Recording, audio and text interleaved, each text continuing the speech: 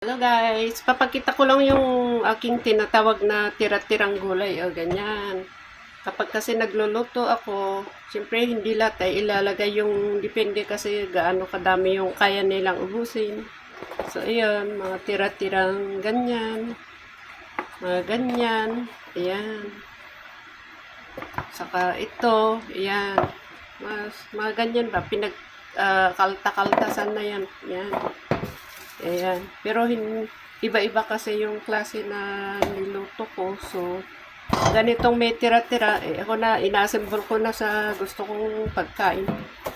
Minsan din naman, ito, pwede kong ihalo ulit sa pagkain nila next time. Pero minsan, pag wala kong ulam, edi lulutuin ko.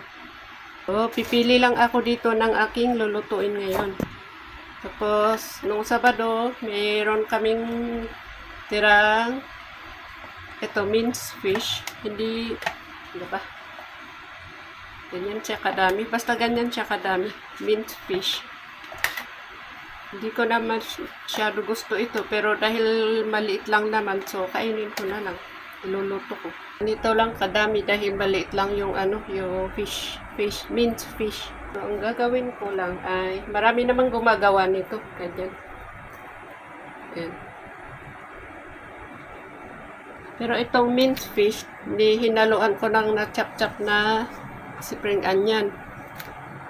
Para mabango, hindi malansa. Ito naman yung talong. O, ganyan siya. O. Ganyan, lagay lang dyan. So, ayan.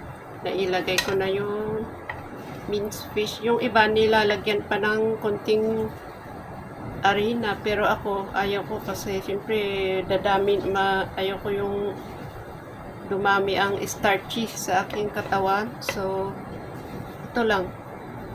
Pwede natin slightly fry. Ganyan. Yung iba naman, dinidip fry talaga para sabay-sabay maluto. Pero ako, ayaw ko nga yung masyadong mamantika. So, ayan, ganito ang ginagawa ko. Sarap naman talaga ang deep fry. Kaya lang, syempre, hindi maganda sa kalusugan. Lalo kung tayo ay may edad na. Kahit bata-bata pa tayo, talagang hindi advisable. Lightly fried ko ulit yung sa kabila. Ayan. Para lang ma-hold niya yung laman niya sa loob. Ayan. Balik ka rin. Nakikita ba? Parang hindi. Ganito po ang aking paraan para hindi mamantika. Maganda nga pag deep fry ito. Ayan. Ganyan siya. Tapos, lagyan ko na ng konting tubig para maluto. Yung sakto lang na maluto. Ayan. Takpan natin. Pwede ring steam.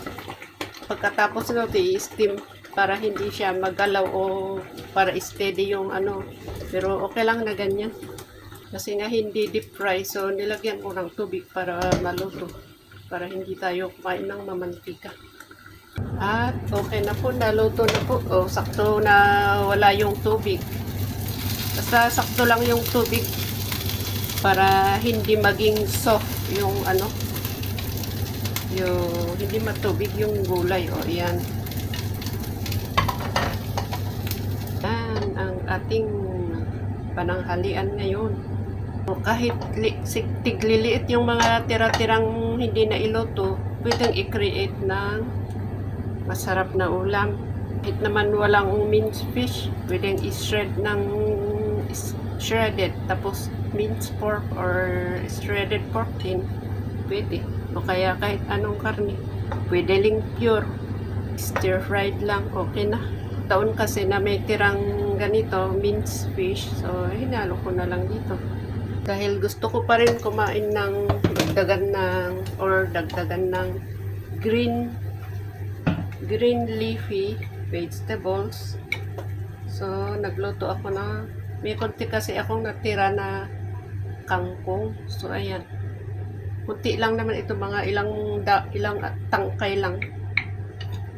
Dahil maraming nasira, hindi ko na iluto noong wala akong ref doon sa day off ko kahapon dala ko doon sa isang bahay. Doon sa tinitirhan ko. Wala akong ref. So ito lang natira sa aking maraming lanta. Tinanggal ko yun. So ayan. So ayan ang ating ulam ngayon. Ayan. Yung bell pepper na 3 kulay ay iba-ibang kulay, tapos yung talong, yung kangkong. Okay na to. Maraming salamat.